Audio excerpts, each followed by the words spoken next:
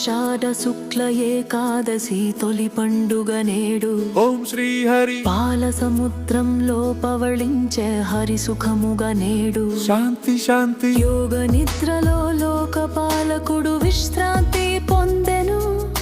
భక్త జన హృదయములో దీపం వెలిగెను. ప్రభావే